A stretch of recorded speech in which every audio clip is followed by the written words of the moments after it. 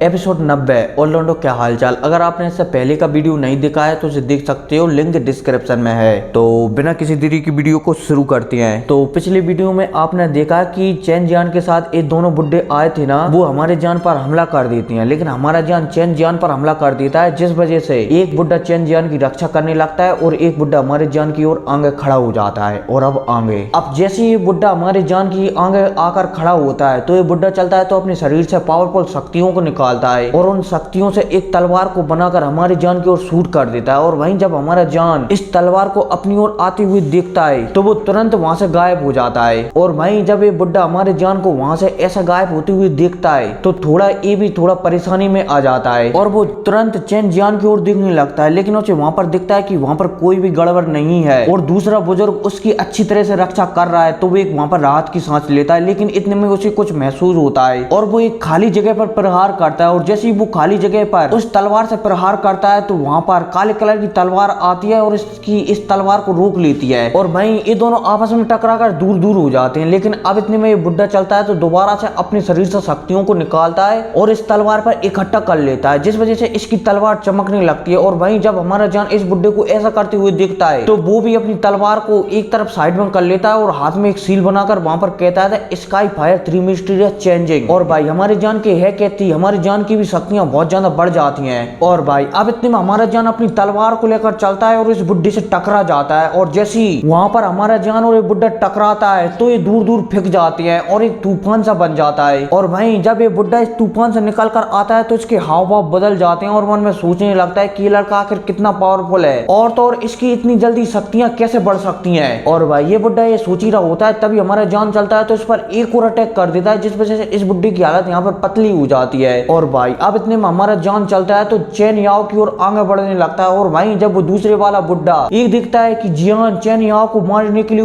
उसकी ओर तेजी से बढ़ रहा है तो यहाँ पर ये चिल्लाकर कहता है कि लड़के तुम क्या सचमुच मरना चाहते हो। लेकिन हमारा जान उसकी बात नहीं सुनता और तेजी से चेन जियान की ओर आगे बढ़ने लगता है। लेकिन इतने में इस बुड्ढे के सामने एक चांदी की कलर की आकृति प्रकट होती है और उसमें एक जोर से मुक्का बनाकर देती है। और वहीं जब ये बुड्ढा ये दिखता है कि उसके सामने एक आवृत्ति प्रकट हुई है चांदी की कलर की तो ये समझ जाता है कि इस चांदी की कलर की आवृत्ति की ताकत भी शायद उसके बराबरी है। लेकिन इतने में ये बुड्ढा इस चांदी की कलर की आवृत्ति को रोकता, इतने में हमारा जान चेन जियान के सामने आकर खड़ा हो जाता है और चेन जियान से कहता है कि तुम्हें लगता है कि मैं तुम्हें सिर्फ इसलिए नहीं मार सकता क्योंकि तुम्हारी रक्षा कोई कर रहा है। और वहीं जब चेन जियान हमारी जान की ऐसी बातें सुनता है तो थोड़ा वहां पर डरने लगता है। लेकिन इतने में चेन जियान चलता है तो वो अपने शरीर से शक्तियों को निकालता है और शक्तियों को निकालने के बाद अपने एक हाथ पर एकत्रित कर लेता है और उस हाथ में तलवार जैसी नोक बन जाती है। और भाई अब इतने में चेन जियान चलता है तो तेजी से हमारी जान की ओर आगे बढ़ने लगता है। और भाई हमारा जान चलता है तो अपने हाथ को आगे लाता है और उसमें आग जलाकर अपने पूरे हाथ पर फैला लेता है और हमारे जान के हाथ पर आग का एक दस्ताना चढ़ जाता है। अब इतने में जान चलता है तो वो भी तेजी से चेन जियान की ओर आगे बढ़ने लगता है। और जब वहां पर दोनों अटैक आपस में टकराते हैं, मतलब कि हमारे जान का हाथ और चेन जियान का हाथ, तो वहां पर चेन जियान की जो आगे तलवार टाइप का नोक था ना उसमें दरारें पड़ने लगती हैं। अब इतने में हमारा जान चलता है तो अपनी हाथों की शक्तियां बढ़ाता है, जिससे चेन जियान की हाथों में जो तलवार थी ना वो चटक जाती है और हमारे जान का हाथ, मतलब कि हमारे जान का मुक्का चेन जियान के मुक्के से जान का टकराता है, मतलब कि उसके हाथ से जान का टकराता है, जिस वजह से चेन जियान के हाथ की हड्डियां चूर चूर हो जाती है, मतलब कि चटक जाती हैं। और वहीं चेन जियान चलता है तो पीछे एक फाड़ में जान का टकरा जाता है धड़ाक और उस फाड़ में गड्ढा हो जाता है और वो उस गड्ढे में घुसता चला जाता है। और भाई जब आसपास के लोग हमारे जान को चेन जियान के ऊपर इतना पावरफुल हमला करते हुए देखते हैं तो वो भी शॉक्ड हो जाते हैं कि इस लड़के को जुआन संप्रदाय से भी डर नहीं लगता। लेकिन अब इतने में हमारा जान चलता है तो अपनी तलवार को हाथ में लेता है और उस तलवार में हरे कलर की रोशनी जलाकर तेजी से चेन जियान की ओर आगे बढ़ने लगता है। और भाई मतलब कि उस पहाड़ की मिट्टी में डला हुआ था, जब हमारे जान को इतनी तेजी से अपनी ओर आते हुए देखता है तो वो भी शॉक्ड हो जाता है। लेकिन इतने में चेन जियान का एक बुड्ढा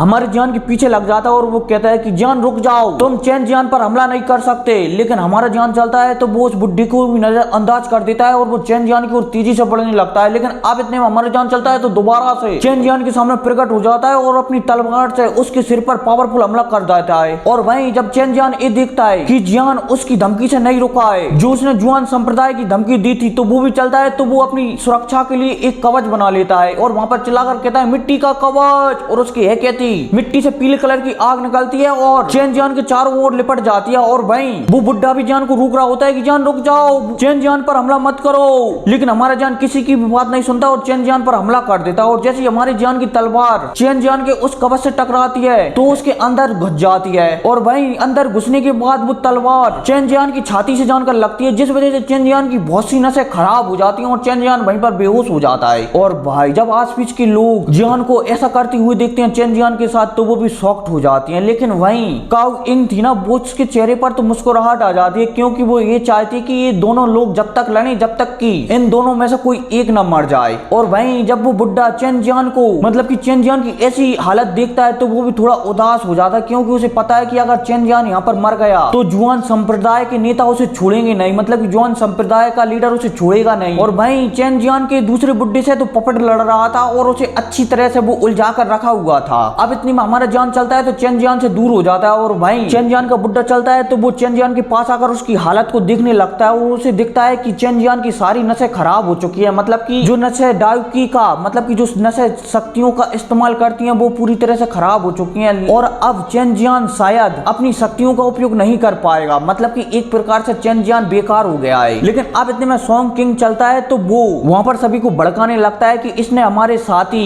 चेन जियान को जख्मी कर दिया है जो कि हमारा साथ उस जानवर से लड़ने में देने वाला था, इसलिए हमें भी इसको छोड़ना नहीं चाहिए। लेकिन हमारा जियान सॉन्ग किंग की वहां पर बातों को नजरअंदाज कर देता है। लेकिन इतने में ही काओ इंग चलती है तो वो हमारे जियान को दोबारा से प्रस्ताव देने लगती है कि तुम हमारे साथ क्यों नहीं मिल जाते, अगर तुम हमारे साथ मिल जाते हो तो शायद हम उस रैंक 8 के जानवर को मार दें और उसका सारा खजाना हम हथिया लें। लेकिन हमारा जान चलता है तो उसकी बातों को भी एकदम नजरअंदाज कर देता है। लेकिन हमारा जान उसकी बातों को नजरअंदाज ही करता है तभी वहां के सामने मतलब कि उसे सामने एक परछाई दिखाई देती है, एक आदमी दिखाई देता है जो कि काले कपड़ों से ढका हुआ था। हमारा जान उसे देखते ही पहचान जाता है कि ये टू डाउ जोंग है और तो और उस काले कलर के आदमी से मतलब कि उस काले कपड़े पहने आदमी से एक अजीब सी आभा प्रकट हो रही होती है। और भाई उसे देखते ही हमारा जान के मन में थोड़ा डर महसूस होने लगता है, इसलिए वो तुरंत अपने हाथ हिलाता है और उसके हाथ हिलाते ही डीमन पपेट उसके सामने प्रकट हो जाता है और हमारा जान चलता है तो उसे अपनी स्टोरेज अंगूठी में कैद कर लेता है। और वहीं काओ इंग चलती है तो वो भी हमारी जान से उदास हो जाती है और वो दोबारा से नीचे पहुंच जाती है क्योंकि हमारी जान ने दोबारा से उसके प्रस्ताव को ठुकरा दिया था। लेकिन अब इतने में हमारे जान चलता है तो वहां से जाने लगता है और वहीं हमारे जान को वहां से जाते हुए देखकर जुआन संप्रदाय के वो दोनों बुजुर्ग थे ना, वो जान को रोकने के लिए सामने आने लगते हैं और हमारी जान से कहते हैं कि ये तुम्हें लगता है कि तुम चेन जियान को नुकसान पहुंचाने के बाद यहाँ से जा सकते हो। और भाई हमारा जान उन दोनों बुड्ढों की बात सुनता है तो उनकी बातों को नजरअंदाज कर देता है क्योंकि अभी हाल फिलहाल के लिए हमारा मतलब कि हमारी जान का मेन फोकस उस काले कलर के आदमी से था, इसलिए हमारा जान तुरंत वहां से जाने के विचार बनाता है। इसलिए वो अपने पैरों में चांदी के कलर की बिजली को चमकाता है और वहां से एक ही पल में गायब हो जाता है। और वहीं जब वो दोनों बुड्ढे हमारे जान को वहां से भागते हुए देखते हैं तो वो भी उदास हो जाते हैं क्योंकि वो जानते हैं कि हम जान को नहीं पकड़ सकते थे। और वहीं हमारा जान एक पल में ही सबकी आंखों से उजल हो जाता है। और वहीं जब वो काले कलर का आदमी हमारे जान को ऐसे भागते हुए देखता है तो उसके चेहरे पर मुस्कुराहट आ जाती है और फिर वहां पर वो बताता है कि जान तुम मुझसे बच नहीं पाओगे। और भाई हमारा जान चलता है तो वो तेजी से